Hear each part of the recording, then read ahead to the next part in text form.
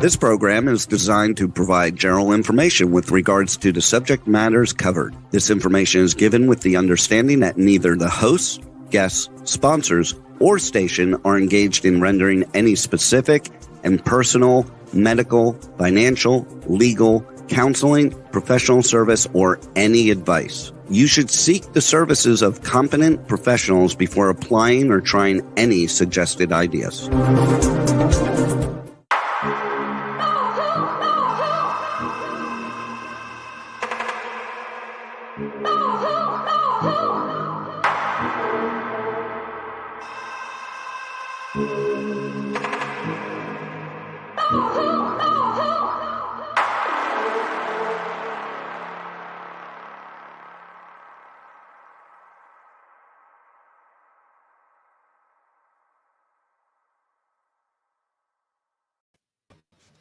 Good morning, truth seekers and true crime junkies. This is Nanette back with Hit the Road, Jack, Finding the Zodiac. I told you guys that we were going to watch the last few minutes of the documentary by Dennis Kauffman this week, but I figure I'm going to let you all go to the YouTube channel, Finding the Zodiac, no spaces between those three words. You can find that video and see the last 6 minutes on your own. I thought it was probably more probative to get back to the presentation and the Texarkana Phantom murders so that we can get that out of the way. So let's go back to our presentation at this point. And I believe we left off on the killing of Virgil and Katie Starks, although Katie did make it out alive. This is where they dubbed him the Red Phantom, which I think ties into the Zodiac killer's letter to Count Marco, which was, I believe, either an editor or something with the newspaper. And we'll get to that later in the 1960s. I am moving here to show you that we are slowly but surely within these murders moving away from the Army Depot back up into the Oklahoma area, which is where I believe Jack was back and forth in between. I'm not sure if Letha is with him at this point in time or if she's back in California. We do know that he married her there in California and then left her a few days later to head back out to Texas with his mother. And he seems to be kind of wandering at this state. This brings me to the final murder in the Texarkana murders, which is on May 5th, 1946. So basically just 2 days after the last murder, we find Earl McSpadden. He's found on train tracks of the Little River County, Arkansas, 16 miles from Texarkana at Kansas City Southern Railroad. Earl McSpadden's body is found slain by a train, but an autopsy revealed that he had been stabbed to death and then placed on the tracks. Rail detectives like Special Agent Fred Coleman of the Cotton Belt Railroad assisted Texarkana police, courtesy of Wayne Beck. The railway is how Jack traveled during this period, just like the three tramps that were found in the boxcar in the John F. Kennedy case. Many people in town figured the perpetrator had been a transient just passing through, which they would have been correct. I believe that Jack was literally back and forth at this point in time between either Chicago and Texas or even just Oklahoma and Texas. A police search had uncovered no culprit, and it was assumed the hooded mystery man was long gone on a boxcar to other crimes. McSpadden actually had a brother who lived in Dallas, Texas, which is in Jack's area, and Kansas issued a Social Security card and registration for employment card in Shreveport, Louisiana to this individual.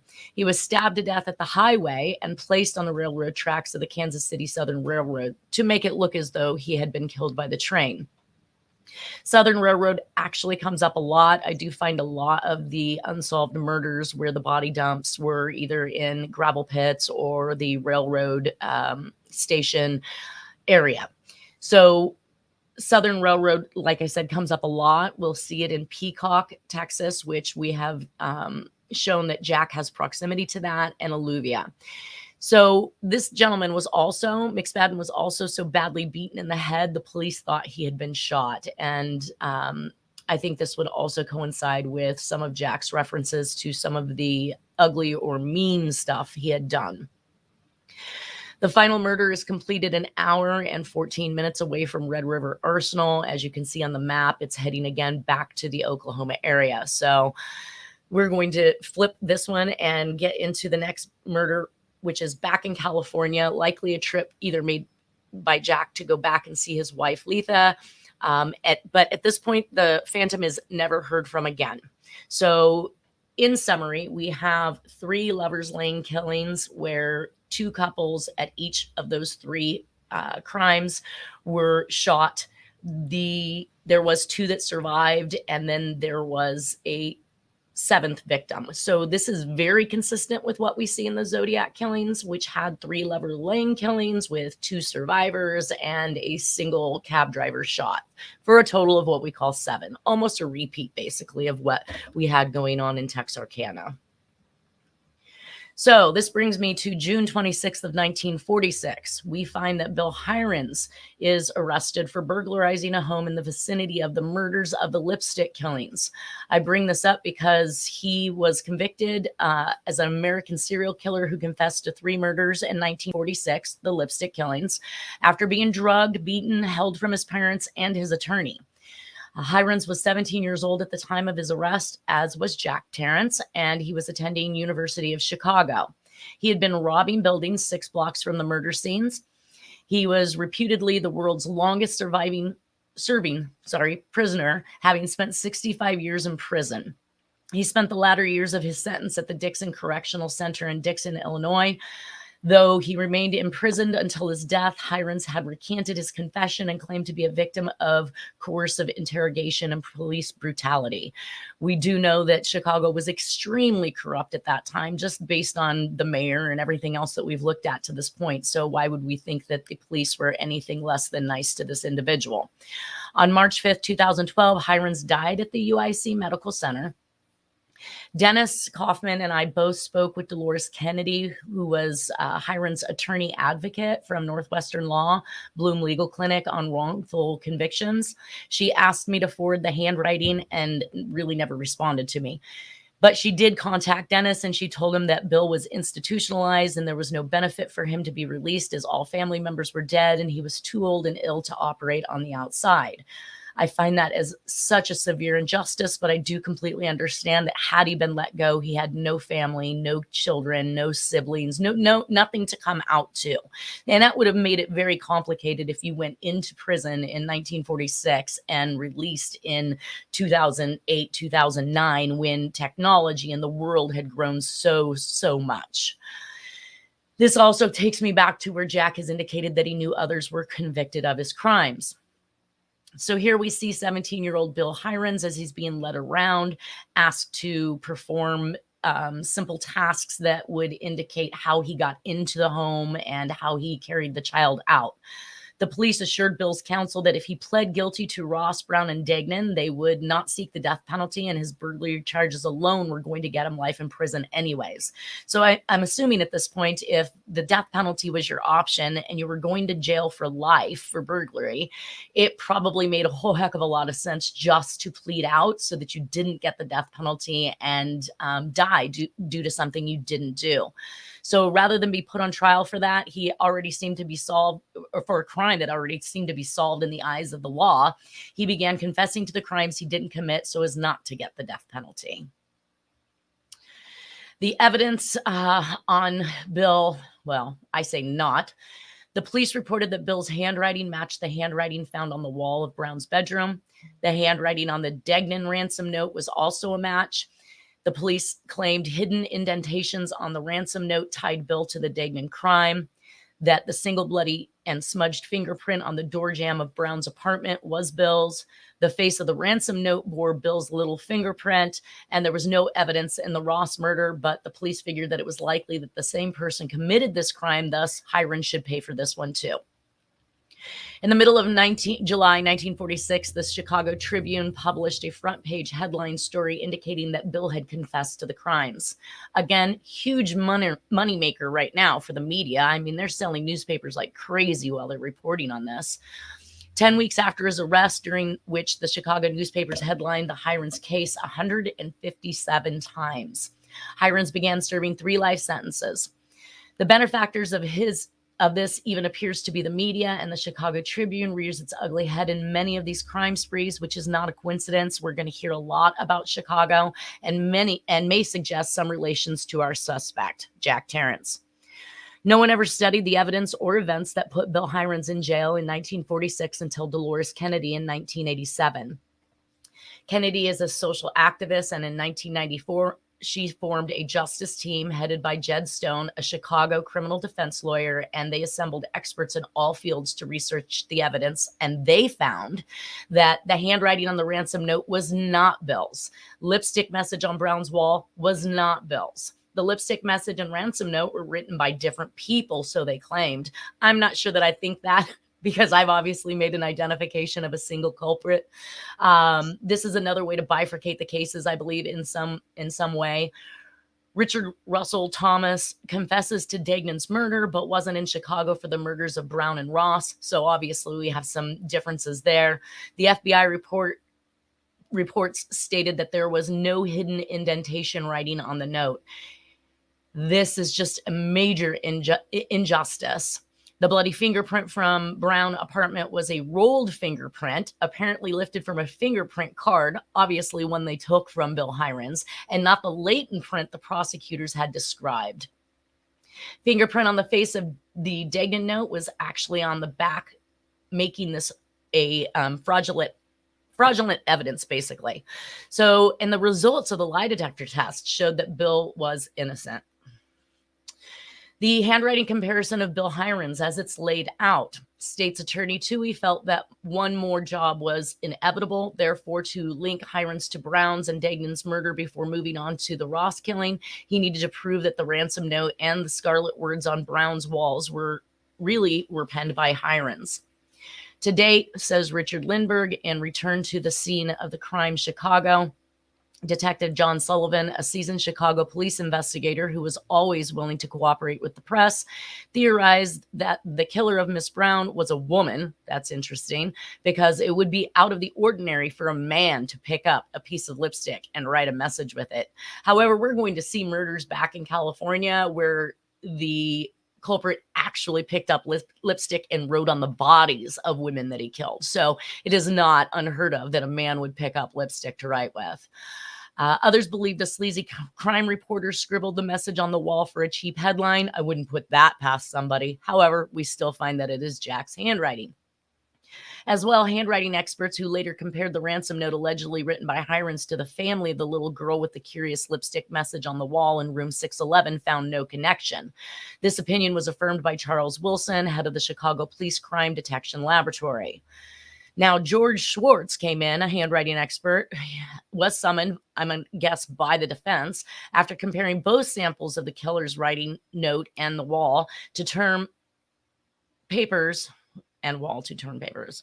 Oh, he compared them to term papers that Heirens had written at the university. He declared the individual characteristics in the two writings do not compare in any respect, which is exactly what I found. So up here in the right-hand corner, we can see William Heirens' handwriting and what we would cross-compare to that ransom note. Another professional opinion was sought. This time, Toohey hired Herbert J. Walter, the fellow whose handwriting analysis had cornered the killer of the Charles Lindbergh baby 20 years earlier.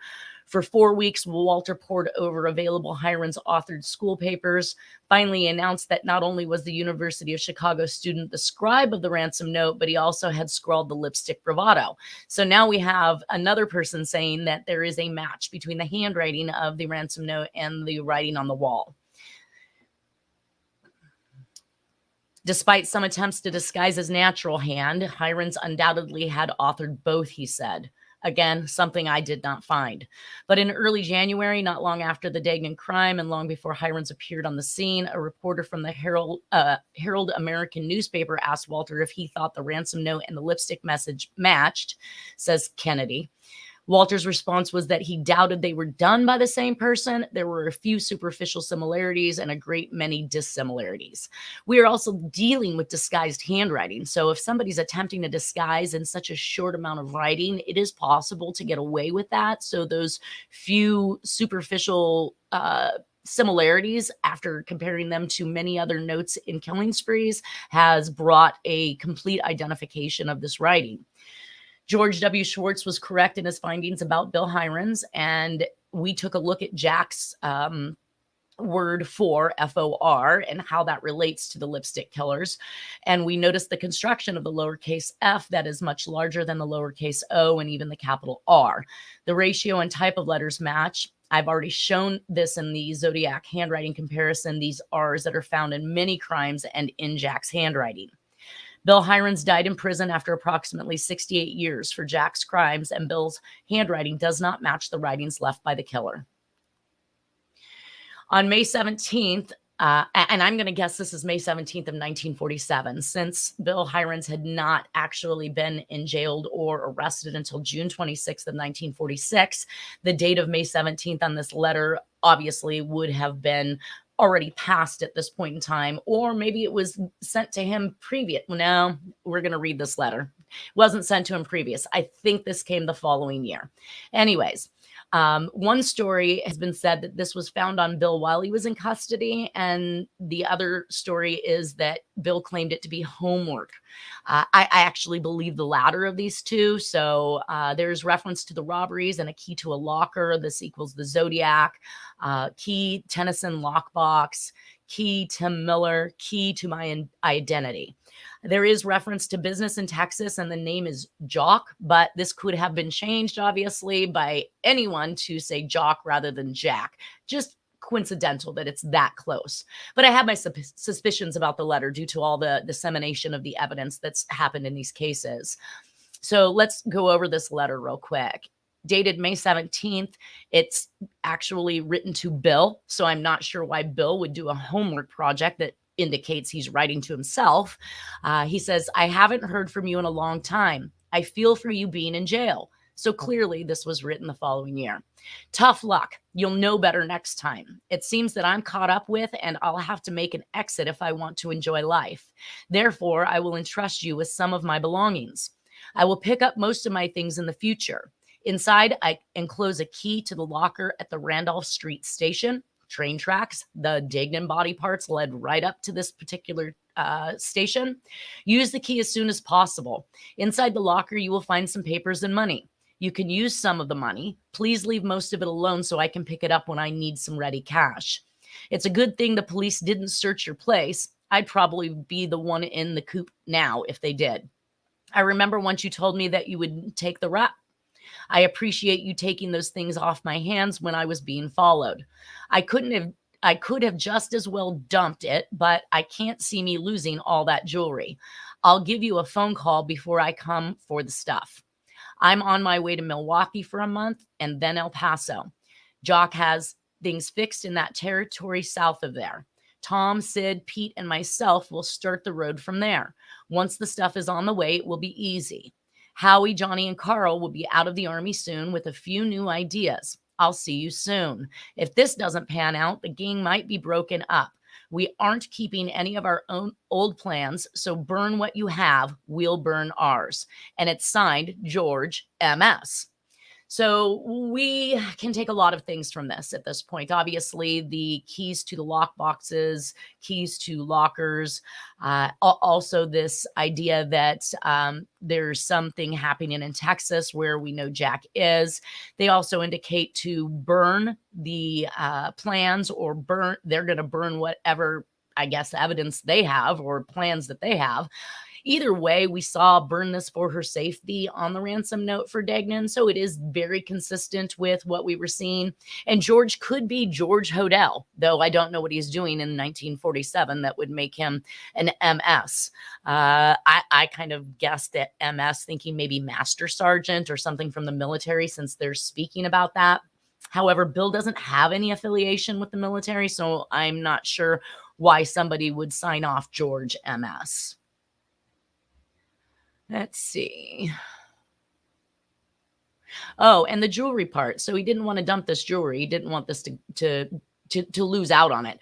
One of the things that was indicated by Jack during the time he was with Dennis Kauffman's family was that he would go gold panning, and then he would run off to Nevada and sell this gold.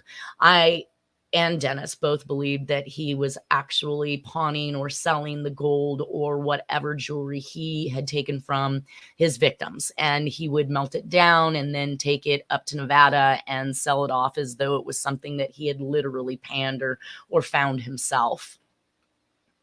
So we go back to the fact that Jack has this locker key in his belonging from National Lock Company, Rockford, Illinois. We see that Rockford, Illinois is literally about 2 hours from the Millennium Station, which is actually the, oh gosh, what was that? The railroad company. Either way.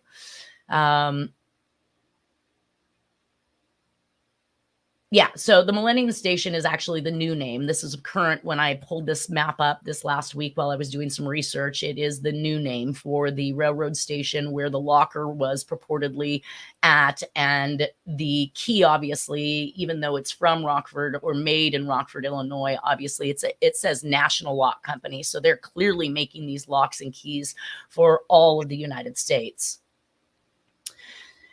I did a little bit of background on this just to kind of figure out what was going on. Most off, really what hit me during this particular research is that during World War II, National Lock was a major supplier of aircraft fasteners, ammunition box hardware, and other military products. And the box that we found a majority of the red herring, I guess, if you will, evidence from Jack was in a ammunition type box that obviously required a key to get into. And in 1971, Keystone split its Rockford headquarters operations into 2 divisions and became National Lock Hardware Division and National Lock Fastener Division. I tend to believe that the key that Jack has is probably from the earlier stages and may very well have gone back to a locker in that railway station. Now I'm just giving you kind of a brief look at the passing through from, it looked like the railway station where I believe that Jack left out of. And then of course there was a trip into Milwaukee. We see that up as as item B. And then we can follow that path all the way down into El Paso, Texas. And again, it takes you right through everything, including Kansas and Oklahoma and Texarkana, the entire way that we are seeing that Jack actually moves across the United States. This is a letter I wrote to Dolores Kennedy. Actually, I wrote it to Bill Heirens, hoping that he would respond. And I, in fact, actually received a response from Dolores. And she indicated that she had his best interests at heart, but I think we still could have tried to prove his innocence. And I didn't understand her lack of enthusiasm really at first, but after realizing that he was institutionalized and there wasn't anything left for him on the outside, I thought that it still would have done some justice, even posthumously, to have cleared him of these murders. I also had this particular, one of the communications looked at by Harriet Suchet in regards to, this is to tell you how sorry I am not to get old Dagnan instead of his girl. Roosevelt and the OPA made their own laws. Why shouldn't I? And a lot more. So just below this message, she's indicated the line item for each letter and how she then anagrammed that out and put it in play to bring up this message, which I thought was rather interesting. And it leads back to the fact that Letha is actually with Jack at this point. So I am not sure again about her solves, but if Letha did leave with him, then that's just a piece of information that we don't know, because we're under the assumption that he left Letha in California 3 days after their marriage and took off back to Texas with his mother. However, when she anagrammed and came up with this solve, it came out to say President Truman, or I'm sorry, the message is being written to President Truman. Letha self, see myself on ladder at North Edgewater window, fitting. Dive in entrance, kill youth inside of door, Hilliard photo shoot of Dr. G. Hodel with Man Ray dissection into torso, arms, legs. So CIA sent phony William Heirens, i.e. he's to cry alone a lot in prison, Jack. Very interesting message, and still comes out with Jack's name. So I'm going to take it for what it's worth at this point, and she clearly has all the letters for Jack mapped out there just above that message at the bottom. That brings us back to California. I think that Jack has re-entered California at this point on July 10th, 1946. Gertrude Landon was found in a gravel pit. We discussed gravel pits, rail yards, a lot of the places that I think back in the day, most people attribute to either the mob burying somebody in cement or burying them underneath a foundation or burying them in a gravel pit. I think it is coincidental, obviously, that that's some of the things that we think of when we think about the mob. However, we're actually seeing this continue throughout this particular presentation and these crimes. So Gertrude actually disappeared from 9635 South Hoover Street in South Los Angeles. The circumstances of the death were unusual. Her husband, Kenneth Landon, a service station operator who was ruled out as a suspect in the case, told the police that she went out to mail a letter that day and never returned. He already had filled out a missing persons report at the 77th Street police station. We see the mail being a huge motive or MO in these crimes. And we're going to talk about that as we get into the Zodiac killer messages, because he was able to send these messages without even proper postage and get them to where they needed to get to, which was astonishing.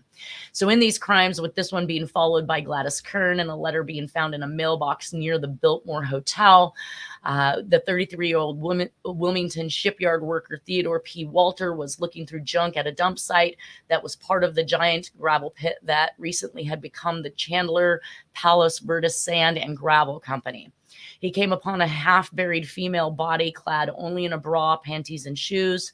The victim was wearing a large 22-stone engagement ring, a gold wedding ring, and a necklace as well. So obviously, robbery, stealing from her was not what this person was up to doing. So there's got to be something behind this killing, because the person wasn't looking just to rob her. And we're going to see that in some of the cases. Captain J. Gordon Bowers of the Sheriff's Department verified through fingerprints that the body was that of Gertrude Evelyn Landon, 36, who had disappeared from her home at 9635 South Hoover Street. Her car, a 1933 four-door Plymouth sedan, was missing. That also equaled Bowerdor's sister's car. So he kidnaps and murders, dumps these individuals, and takes off with their car. It is a gravel pit. We're going to hear that in the Oakland County child murders, consistent with the choice of dump sites along the waterway, ditches, and rail yards. Robbery's not a motive. Wearing a bra, panties, and shoes equals some of the half-dressed to look like a sexual crime. There were no other clothes found nearby, indicating that she had been killed somewhere else and driven to the gravel pit. And that is, again, like Black Dahlia and many others. Her husband works for a service station. This seems to be the go-to job for Jack and Rusty as career killers. On Hoover Street equals a Hoover connection. We will see that coming up in the Black Dahlia and more.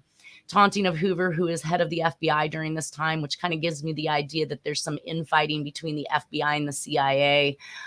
Who wants to solve what? Who's better than who? The possibility this is meant to embarrass Hoover, I'm thinking. And the presence of the jewelry ruled out the robbery as a motive. The coroner's inquest held on July 17th revealed that Landon had died of strangulation, probably sometime before midnight on July 10th. No evidence of sexual assault was found. Gertrude's car turned up on July 18th, having been abandoned at the corner of Menlo Street and Slauson Avenue, south of Exposition Park in South Los Angeles. Suspect drove south to dispose of the body, then north past the abduction site to downtown Los Angeles. So this is also consistent with an LA taxi cab driver who suffers pretty much the same fate. And I have been trying to research or look into this individual. I believe his name was Jarvis. He was a taxi cab driver in Los Angeles, and he suffered or went through pretty much the same type of ordeal that Gertrude did. So here we have the Daily Breeze identifying the body of the Los Angeles woman, and the authorities were still at that point in time seeking the missing auto that they actually did find. So I just kind of mapped that out to show where the abduction was in reference to where the body was dumped and in reference to where the car was found. Now, this brings us to our next Lover's Lane killing on October 8th of 1946. Elaine Eldridge and Lawrence Hogan. It's a Hollywood-type area in Florida's Lover's Lane murder on Dania Beach, Fort Lauderdale, Florida. They were shot with a .32 caliber on a Lover's Lane, just like Texarkana and Zodiac. The foreign make of the gun suspected, but matched hundreds of thousands of different makes on the market at that time. In October of 1946, after Swinney, a suspect in the Texarkana murders, was in jail awaiting trial for stealing cars, a murder took place in Fort Lauderdale, Florida, that greatly mirrored the modus operandi of the Texarkana Phantom. A young couple from Massachusetts.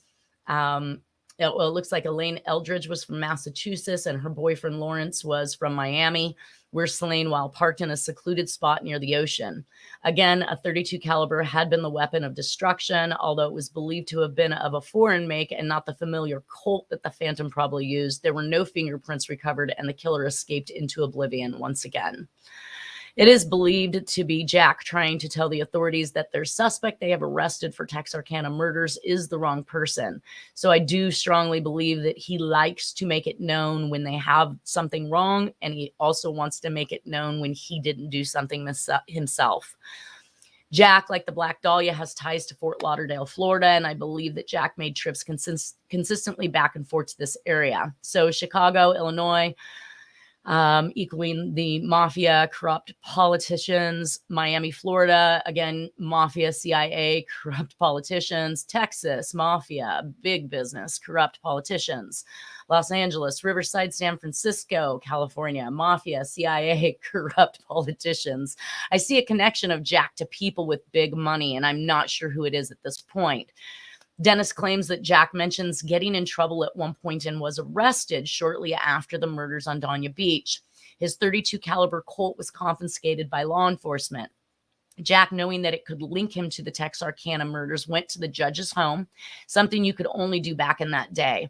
Jack asked for the return of the gun, and the judge accompanied Jack to the police station and helped him reclaim his murder weapon. I wouldn't be surprised if there were communications withheld from Texarkana, and this crime spree, as in many others, would indicate that he was already writing as early as the lipstick. So why wouldn't he have done it in Texarkana? We're just not privy to that information, and that stuff may not have been released. We are only just now seeing some of the FOIA files released in the Oakland County child murders due to some heavy work by Kathy Broad trying to get the information in regards to her brother's death out there so that people can start taking a look at it and hopefully solve that case. So some things in the world that are happening at this time. Lansky mob attended a secret meeting in Havana, Cuba in 1946 to discuss his friend Siegel's management of the Flamingo Hotel, which was running far behind schedule and costing Siegel's mafia investors a great deal of money. While the other bosses wanted to kill Siegel, Lansky begged them to give his friend a second chance. Despite this reprieve, Siegel continued to lose mafia money on the Flamingo Hotel. A second meeting was then called. However, by this time the meeting took place, the casino turned a small profit. Lansky, again with Luciano's support, convinced the other investors to give Siegel some more time.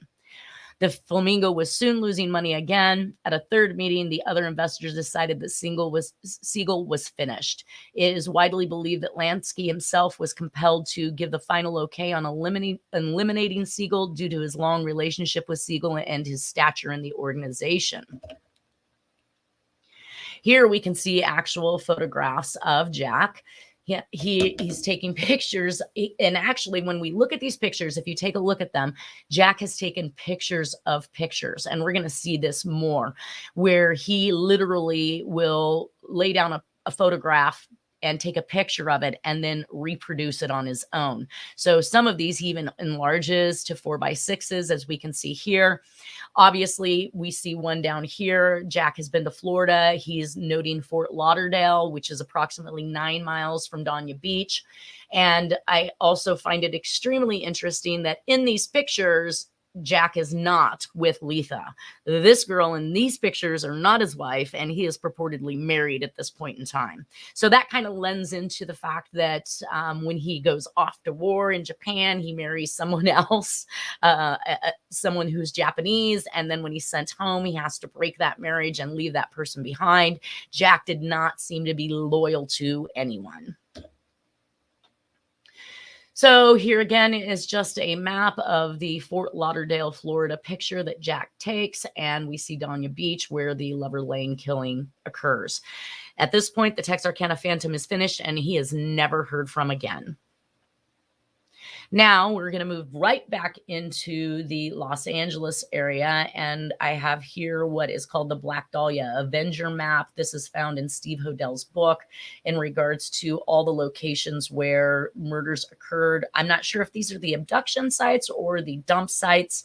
However, we show a lot of individuals that were killed in this area during this particular time frame, and at least 3 of them I have not been able to locate. So you can see my numbering system up there, 1 through 8, it looks like at this point, but there is actually approximately 4 other murders that I've not accounted for, and I'm not sure who those individuals are that Steve is referring to.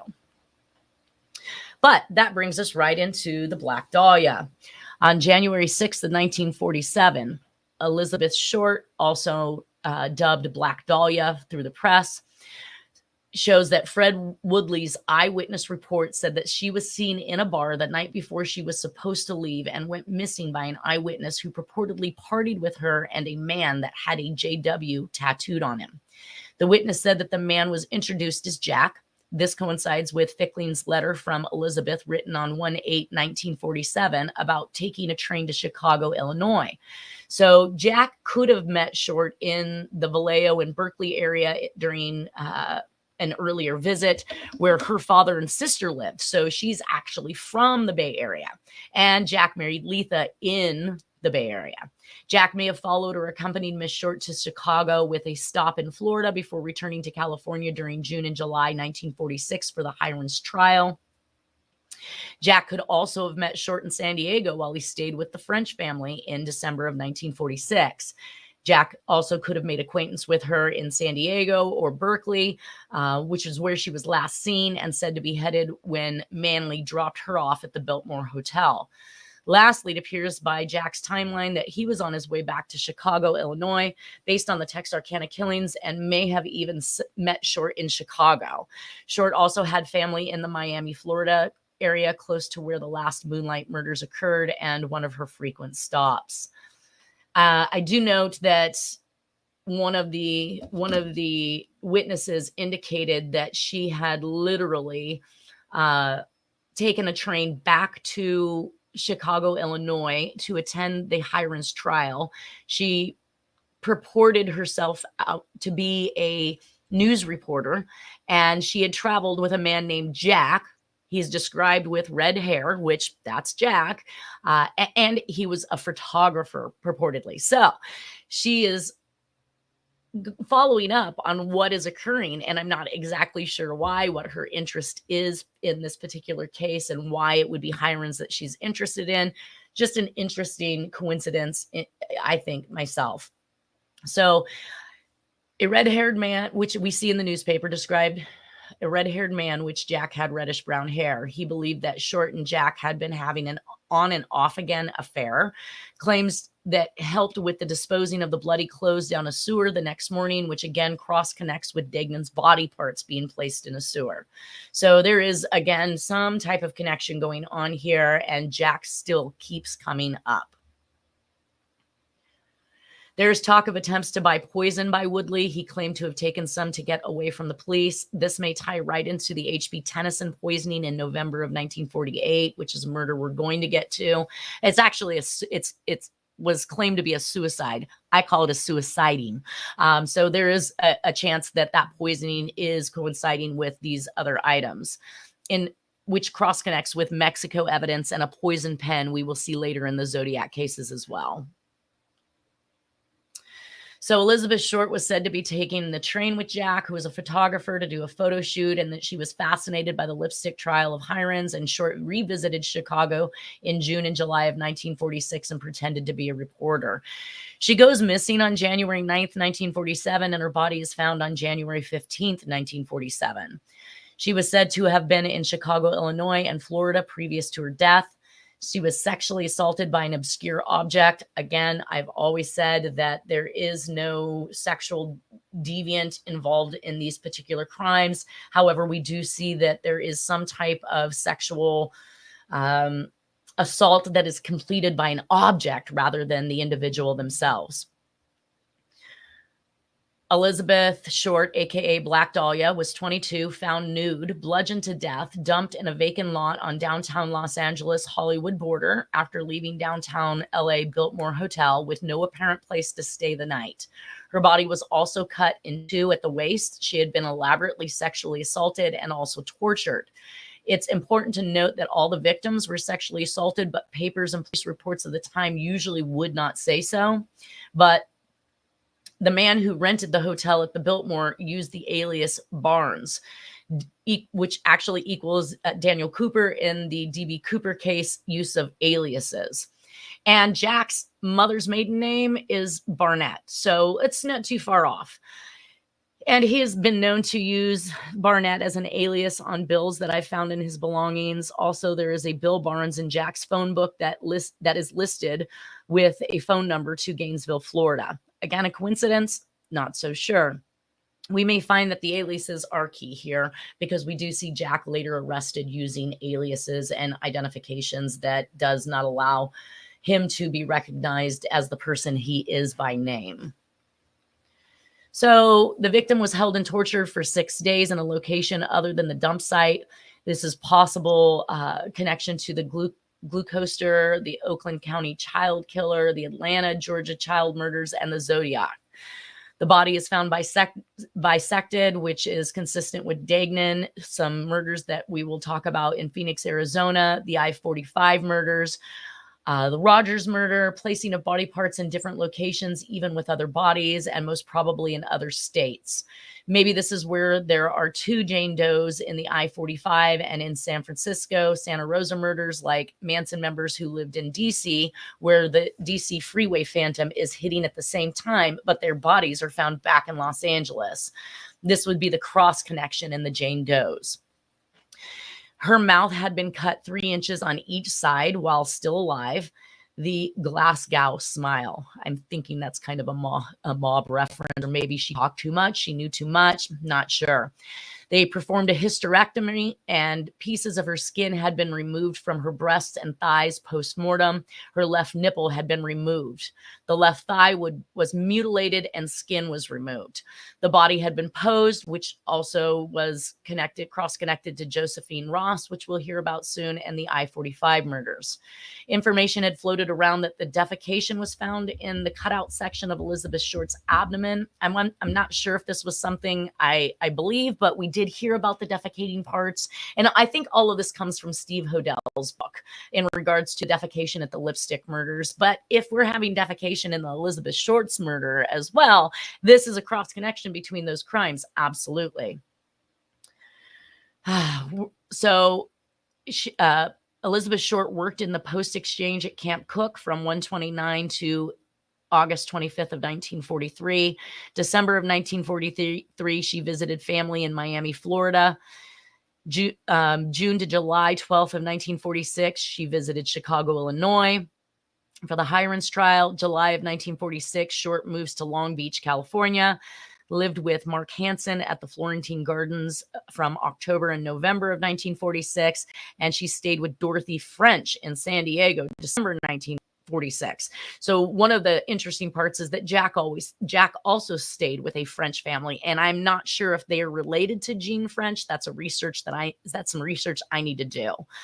The Chancellor Apartments on 1842 North Cherokee was her residence at the time, and Sherry Jo Bates' typewritten confession letter describes Black Dahlia's murder and the posing of the body, and we'll get to that in 1966. Jack later refers to the paroling police cars as prowl cars, which is a term I see heavily used by the press in the Riverside Phantom and Elizabeth Short activity. So as you read the newspapers, that's exactly what they said. Jack was an avid newspaper reader.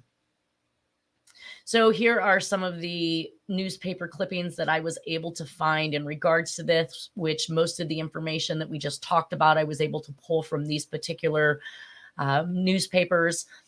We also see the reference to Lover's Lane as the area where Short's body was dumped, which is a direct cross connection to Texarkana, Miami, Florida, and the Zodiac killings. What was even more interesting in the Black Dahlia case is that her body, or maybe we haven't gotten to that part yet. So in between that, we have a gentleman, Armand Robles, was assaulted and robbed at 4300 block of Eagle Street, Los Angeles, California, number 3 on Black Dahlia, on the Black Dahlia Avenger map. So this robbery is number 3 of that map that we looked at that I'd numbered. He was knocked down by a man who stole his wallet, a well-dressed man, he said, tall and driving a newer model car. Postcards mailed with cutouts from magazines and newspapers using his photos later appear. That young, I'll do him like I did the Black Dahlia Avenger. Need to compare this also to the D.B. Cooper cutout cards, because we do see cutouts in the Tim Miller finale letter, in the D.B. Cooper, and in several other of these crime sprees as we go through them. Here is actually a picture of the displayed body of Elizabeth Short, cross-connecting the lipstick killings with new activity in Los Angeles by bisecting Short like Degnan's body was done. Degnan's body was actually dumped near Hollywood Boulevard in Chicago, Illinois, and Short's body was actually dumped near Degnan Boulevard. Again, is this a coincidence? I mean, really, let's just think about that. Short stockings were found on Hoover Street, 4.6 miles away, and some say it was a hit at J. Edgar Hoover of the FBI in his cross-dressing. We have already started to see the political and organizational affiliation with these crimes, and the FBI begins to receive taunts from the suspect.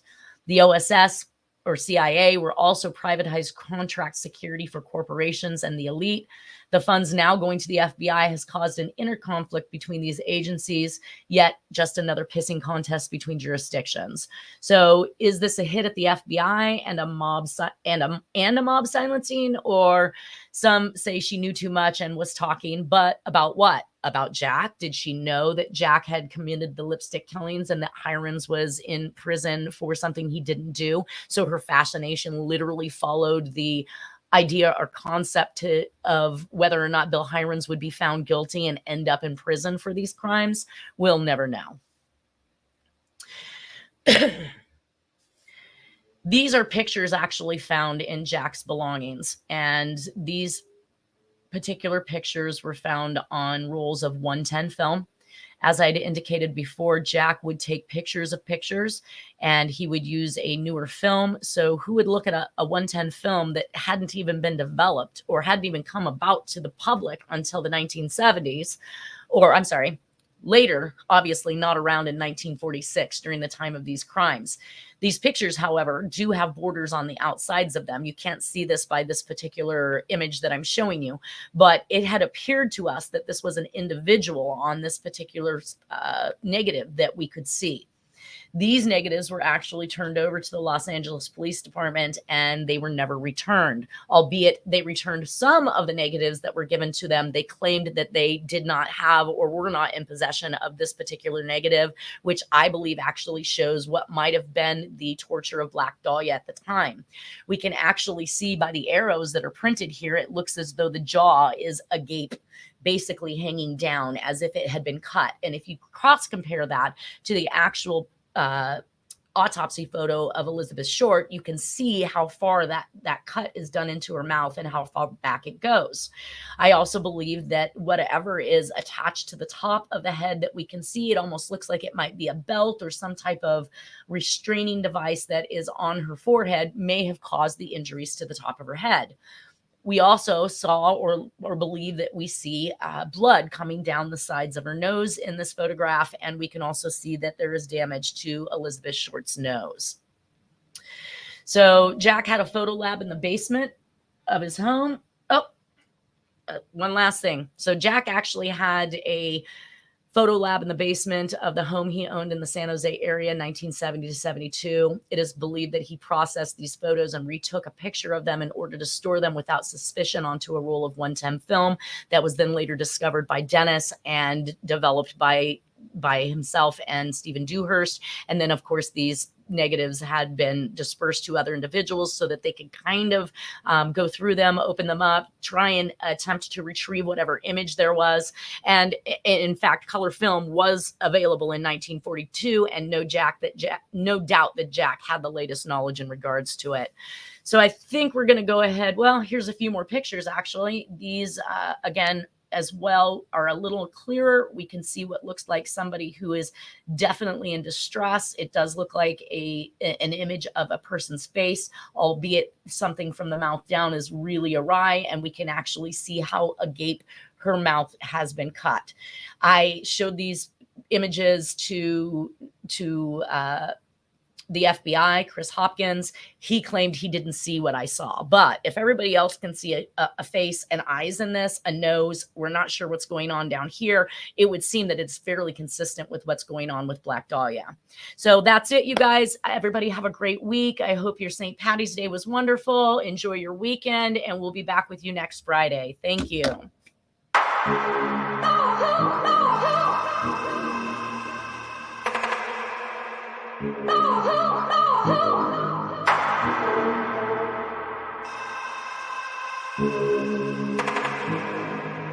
Oh,